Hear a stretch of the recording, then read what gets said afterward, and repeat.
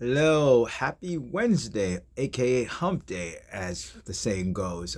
So I haven't uploaded a lot of things lately because I actually have been woodshedding and I've been practicing. And so I wanted to talk a little bit about some practice tips. I've given them before, but things are finally coming together.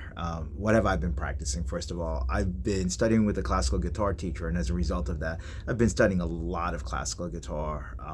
Some a lot of right hand. I'm trying to fix my technique.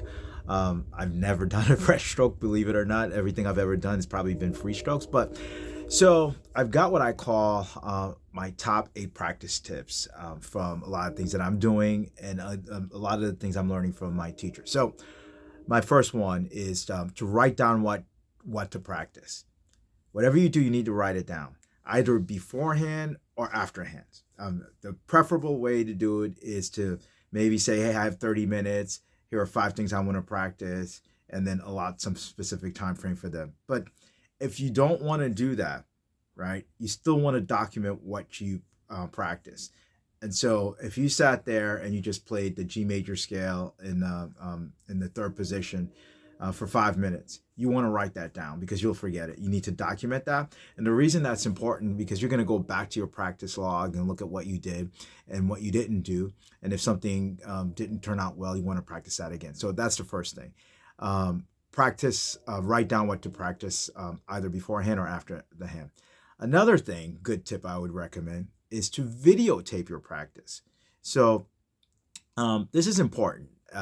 I do these videos, but I also do a lot of videos that I don't, put out there of me just practicing. The reason being is that when you're practicing, so if I'm practicing my right hand technique, I can see where how my fingers are doing. If I'm doing rest strokes, if it's resting on here, if I'm not resting with 2 fingers, things of that nature.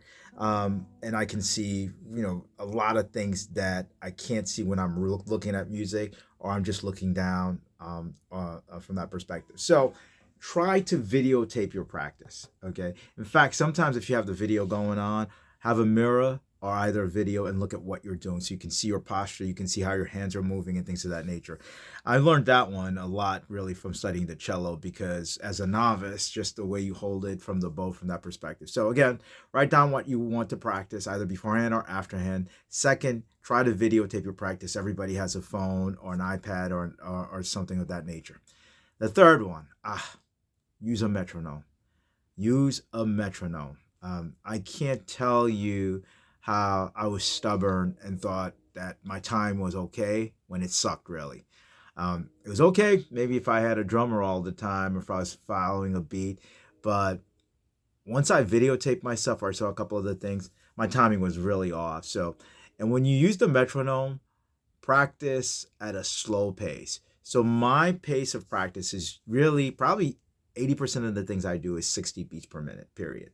I will go down. I'll use the Ben Monder method up to 30 and 40. And by the way, going slowly is actually harder than speeding the thing up to 80, 90 because you can get sloppy and you can get away with murder. But use a metronome. And like I said, for me, it's 60 beats per minute. And then practice the subdivisions. So practice them at quarter notes, practice them at eighth notes, practice triplets and things of that nature. And then get into a zone of using that stuff that's going to help you. So again, write down what you want to practice, videotape your practice. The third one is to use a metronome. The fourth one, this is a game changer, this one. Use a timer. I can't tell you what a feeling of accomplishment using a timer is. By that, everybody has a cell phone or smartphone. Use a timer, and then I'll talk a little bit about that. But I put the timer on, and I put it for 5 minutes, for 15 minutes, for 20 minutes. There's just a sense of accomplishment with the timer on that helps me. And so also too, if I don't have a lot of time and I just want to practice something, and I just want to do it for 5 minutes, boom, I put it for 5 minutes. I know I get it done. It's done with and all like that. So on the same token, so I was number 4 to use a timer. Number 5 is to break down your practice time into intervals. By that I mean 5, 10, 15, and 20 minutes. I try not to go past 20 minutes. And then and that helps because What you're doing is you're segmenting your practice into specific areas. It's not as cumbersome to say I'm going to sit down and practice for 20 minutes versus I'm going to practice in subsets of 5 or 10, 15 or 20 minutes. It's also a psychological edge. Plus you can accomplish a couple of things by itemizing it that way. So again, write down what you want to practice, video your practice, use a metronome, use a timer, and then the fifth one is practice, break down your practice time into intervals. My recommendation is 5, 10, 15. I don't do more than 20, like I said before. All right, so that's number 5. Number 6 is practice what you don't already do well. So I had a tendency, I would sit down and thought I was practicing, and if I didn't write it down, I would just be playing things I already do well, thinking, yeah, I'm playing the guitar. And so I would tend to noodle a little bit and get distracted. And if I could sweep pick already, if I had a nice passage or some nice lines down, I would do that.